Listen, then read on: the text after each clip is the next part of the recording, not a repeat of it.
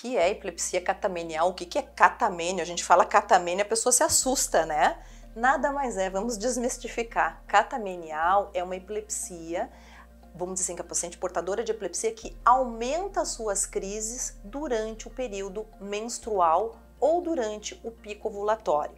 Então é algo que está extremamente relacionado à parte da flutuação hormonal durante o ciclo hormonal normal da paciente né, em idade fértil. Então o que acontece? Nós temos dois grandes hormônios envolvidos no ciclo, né, menstrual habitual da mulher. Nós temos o estrogênio e a progesterona. O estrogênio apresenta características pró-convulsivantes, ou seja, ele aumenta o risco de crises na fase onde ele está muito alto.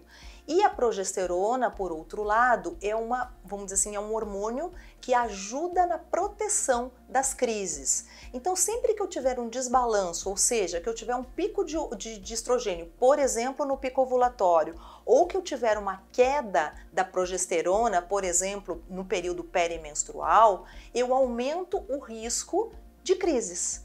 E quando nós chamamos então de catamenial, é quando essa paciente apresenta, por exemplo, um risco maior ou uma frequência de pelo menos 2 a 3 vezes da frequência habitual das crises dela, associadas a esse período. Então, por isso que eu oriento para vocês, que sempre faço, hoje em dia é super fácil, antigamente a gente fazia na tabelinha, né? Mas hoje em dia existem vários aplicativos de celular em que vocês registrem os seus ciclos menstruais adequadamente e registrem as crises de acordo quando que essas crises estão acontecendo durante o mês, para que o seu médico possa avaliar se isso está acontecendo, quer dizer, se essas crises estão acontecendo nesses períodos que eu mencionei para vocês. Pico ovulatório, antes, durante ou depois da menstruação.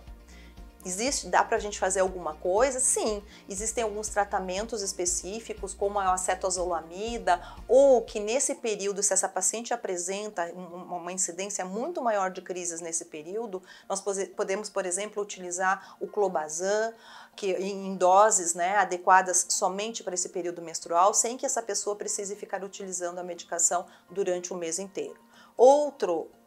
Vamos dizer assim, outro artifício que nós temos é a utilização dos hormônios. Então essa paciente, por exemplo, pode fazer uma anticoncepção ou pode fazer o uso da progesterona intramuscular como anticoncepção e também para que não hajam essas flutuações que eu mencionei, ou o uso de pílula contínua. Então, por isso a importância de vocês fazerem esse calendário de crises relacionadas ao período menstrual, para que junto com o médico de vocês possam ver a incidência dessas crises nesse período e tratar da melhor forma possível.